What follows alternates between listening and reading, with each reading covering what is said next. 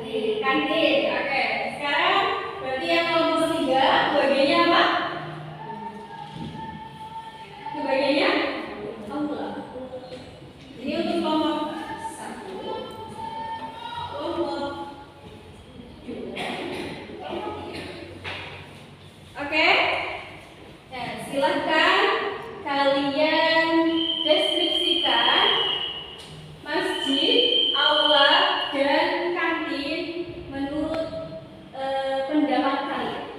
Oke? Silahkan deskripsikan.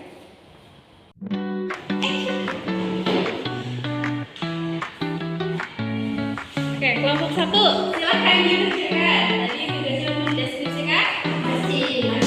Kelompok 2 kelompok 3 siapa yang menulis? Yang jadi juru tulisnya siapa? Silahkan ditulis.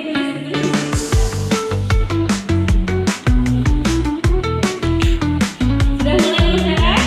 Sudah. Tulis dulu judulnya dulu, apa ditulis?